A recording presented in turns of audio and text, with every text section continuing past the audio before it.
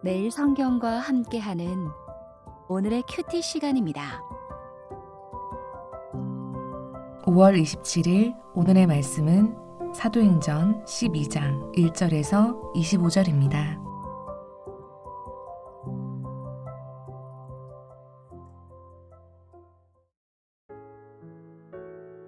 그때 헤롯 왕이 손을 들어 교회 중에서 몇 사람을 해하려 하여 요한의 형제 야고보를 칼로 죽이니 유대인들이 이 일을 기뻐하는 것을 보고 베드로도 잡으려 할세 때는 무교절 기간이라. 잡음에 옥에 가두어 군인 내식인 네페에게 맡겨 지키고 유월절 후에 백성 앞에 끌어내고자 하더라. 이에 베드로는 옥에 갇혔고 교회는 그를 위하여 간절히 하나님께 기도하더라. 헤롯이 잡아내려고 하는 그 전날 밤에 베드로가 두 군인 틈에서 두 쇠사슬에 매여 누워 자는데 파수꾼들이 문 밖에서 옥을 지키더니 호련히 주의 사자가 나타나매 옥중에 광채가 빛나며 또 베드로의 옆구리를 쳐 깨워 이르되 급히 일어나라 하니 쇠사슬이 그 손에서 벗어지더라. 천사가 이르되 띠를 띠고 신을 신으라 하거늘 베드로가 그대로 하니 천사가 또 이르되 겉옷을 입고 따라오라 한대 베드로가 나와서 따라갈새 천사가 하는 것이 생시인 줄 알지 못하고 환상을 보는가 하니라. 이에 첫째와 둘째 파수를 지나 시내로 통한 쇠문에 이르니 문이 저절로 열리는지라. 나와서 한 거리를 지나매 천사가 곧 떠나더라. 이에 베드로가 정신이 들어 이르되 내가 이제야 참으로 주께서 그의 천사를 보내어 나의 헤롯의 손과 유대 백성의 모든 기대에서 벗어나게 하신 줄 알겠노라 하여 깨닫고 마가라 하는 요한의 어머니 마리아의 집에 가니 여러 사람이 거기에 모여 기도하고 있더라. 베드로가 대문을 두드린데 로데라 하는 여자아이가 영접하러 나왔다가 베드로의 음성인 줄 알고 기뻐하여 문을 미처 열지 못하고 달려 들어가 말하되 베드로가 대문 밖에 섰더라 하니 그들이 말하되 내가 미쳤다 하나 여자아이는 힘써 말하되 참말이라 하니 그들이 말하되 그러면 그의 천사라 하더라. 베드로가 문 두드리기를 그치지 아니하니 그들이 문을 열어 베드로를 보고 놀라는지라. 베드로가 그들에게 손짓하여 조용하게 하고 주께서 자기를 이끌어 옥에서 나오게 하던 일을 말하고 또 야고보와 형제들에게 이 말을 전하라 하고 떠나 다른 곳으로 가니라. 날이 새매 군인들은 베드로가 어떻게 되었는지 알지 못하여 적지 않게 소동하니 헤롯이 그를 찾아도 보지 못하매 파수꾼들을 신문하고 죽이라 명하니라. 헤롯이 유대를 떠나 가이사랴로 내려가서 머무니라.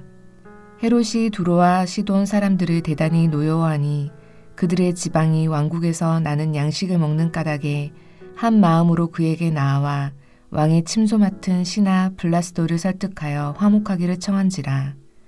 헤롯이 나를 택하여 왕복을 입고 단상에 앉아 백성에게 연설하니 백성들이 크게 부르되 이것은 신의 소리요 사람의 소리가 아니라 하거늘 헤롯이 영광을 하나님께로 돌리지 아니하므로 주의 사자가 고치니 벌레에게 먹혀 죽으니라.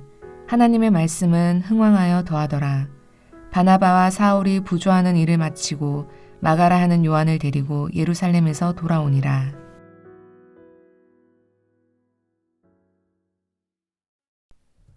(5월 27일) 월요일, 오늘 우리가 묵상할 말씀은 사도행전 12장 1절에서 25절 말씀입니다. 어제 우리는 안디옥 교회에서 일어나는 놀라운 부흥의 역사를 살폈습니다. 그리고 마지막에 예루살렘의 큰 흉년으로 인해 어려움이 닥쳐 부조를 모아 바나바와 바울 편에 보내는 장면을 보았습니다. 오늘 본문의 마지막 25절을 보니 바나바와 사울이 부조하는 일을 마치고 다시 돌아오는 장면이 나오는데요. 그 사이에 헤롯의 박해와 관련한 내용이 끼어 있는 구조입니다. 이런 구조를 소위 샌드위치 구조라고 합니다. 즉 예루살렘 교회를 구제하는 이야기와 헤롯의 박해 이야기, 이 두 이야기가 서로 묶여 있는 것인데요. 이러한 경우 가급적 두 이야기를 같이 묶어서 묵상할 필요가 있습니다. 오늘 본문 1절에 보면 그때에라는 단어로 시작합니다. 그때가 언제일까요? 예루살렘에 기근이 들어 바나바와 바울이 부조금을 갖고 갔을 때를 의미합니다. 경제적인 어려움으로 안 그래도 힘겨운 그때 또 다른 어려운 일이 연속되어 나타납니다. 헤롯이 야고보를 죽이고 베드로를 투옥한 일이 그것입니다. 한편 그때는 긍정적인 측면에서 안디옥 교회가 부흥하던 때이기도 하죠. 이렇게 하나님 나라의 복음이 전파되며 확장되는 그때이지만 예루살렘 교회에는 어려움이 계속 이어지고 있습니다. 그러나 이러한 어려움에도 24절 말씀에서 확인하는 바 하나님의 말씀은 흥왕하여 더하여집니다. 이것이 무엇을 의미할까요? 하나님 나라의 역사는 우리가 원하는 내용이나 방식대로 이루어지지 않을 수 있다는 것입니다. 그리고 또 하나 중요한 사실은 예루살렘 교회가 여전히 하나님의 보호와 돌봄 속에 있다는 것입니다. 샌드위치 구조를 통해 말씀하시는 것이 이것 같습니다. 경제적인 어려움 가운데 있는 예루살렘 교회를 돌보시는 그 하나님의 손길이 앞뒤를 둘러 감싸고 있는 구조 자체가 메시지가 되는 것이죠. 예루살렘 교회는 하나님의 두 팔에 감싸 안겨 있는 듯 보입니다. 그러니 헤롯의 박해에 관한 오늘 이야기 속에도 하나님의 손길을 발견할 수 있기를 기대합니다. 다시 본문을 보겠습니다. 헤롯 왕이 손을 들어라는 표현이 등장합니다. 11절에 베드로가 헤롯의 손에서 벗어나게 하신 하나님을 고백하는데요. 헤롯의 손이 아무리 강하다 할지라도 어제 본문인 11장 21절의 표현처럼 주의 손이 함께하는 교회보다 강할 수 있을까요?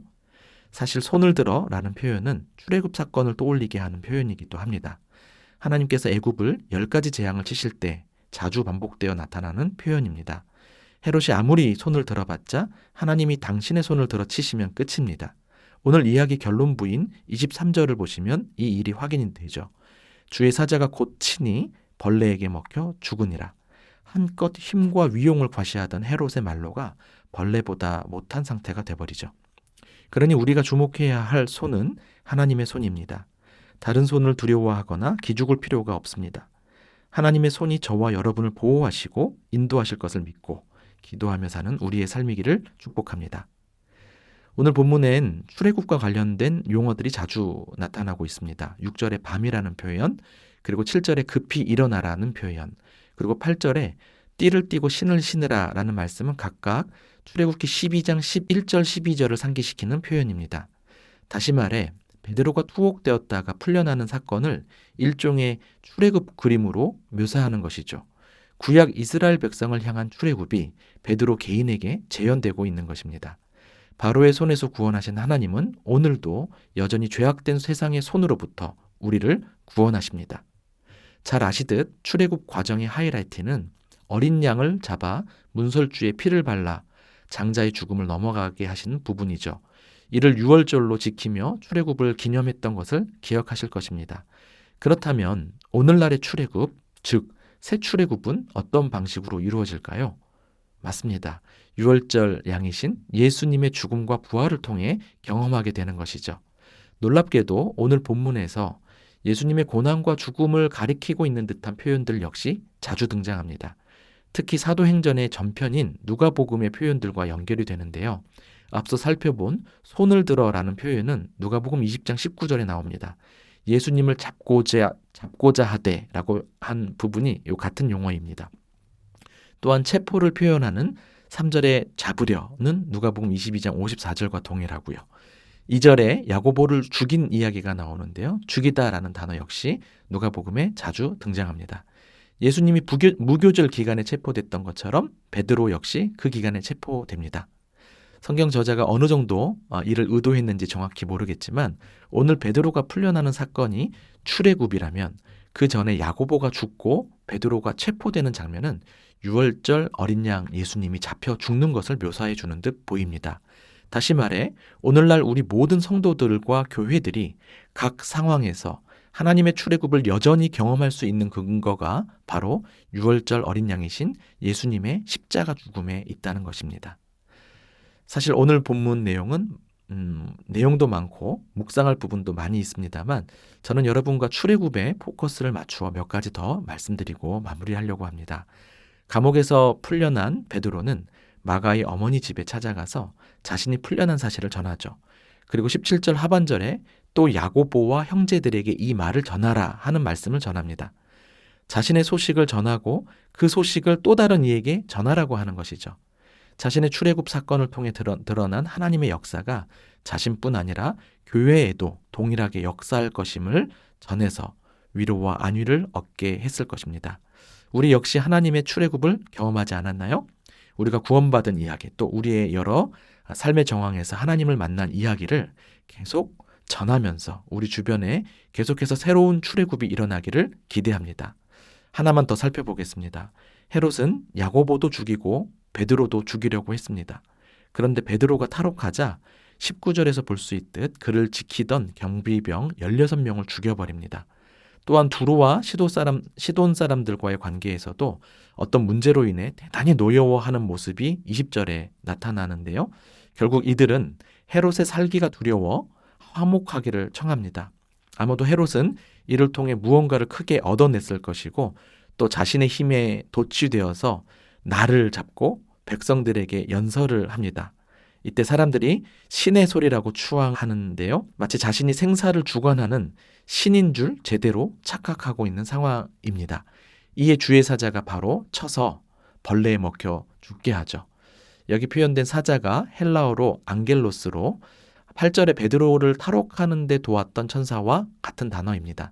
아마도 같은 천사일 가능성이 높습니다. 그렇다면 이 천사는 베드로를 구원하는 동시에 헤롯을 심판한 것이죠. 사랑하는 여러분, 출애굽 당시의 바로 왕이나 오늘 본문의 헤롯 왕처럼 오늘도 마치 자신이 생사를 주관하는 신처럼 행동하는 그런 사람들이 우리 주변에 있습니다. 또한 보이지 않는 권세, 즉 만몬의 권세 등 우리의 생사를 주관하며 우리를 두렵게 하는 것이 여럿 있을 것입니다. 그러나 그들의 손을 두려워 마시고 예수 그리스도를 통해 당신의 손으로 바로와 헤롯을 심판하시고 우리를 구원하신 하나님의 새 출애굽을 기대하며 담대히 살아가시길 바랍니다. 기도하겠습니다. 하나님 아버지, 예루살렘 교회를 두 팔로 껴안아 주시고 여러 어려움 속에서도 지키시고 보호하시며 구원하신 하나님, 그래서 우리를 구원하시고 우리의 삶도 보호하시는 하나님 아버지, 참 감사합니다. 어려움이 계속되는 것 같은 힘겨운 나날을 보내고 있는 사람들을 특별히 안위하여 주시기를 원합니다. 이 모든 상황 속에서 하나님을 경험할 수 있는 복을 허락해 주시고 이 모든 상황 속에서 하나님 나라의 전진을 바라보며 감사하는 하루가 되도록 인도하옵소서. 세상 권세가 아무리 자기 힘을 과시하나 결국 영원하지 못하며 곧바로 벌레에 잡혀먹는 신세가 됨을 확인하게 됩니다. 영원한 하나님 나라에서 우리를 속하게 해주시고 우리를 영원히 보호하시며 만족해 하실 우리 하나님을 찬양합니다. 오늘도 주의 손 의지하며 주의 손 증거하며 살 수 있도록 인도해 주옵소서. 예수 그리스도의 이름으로 기도합니다. 아멘.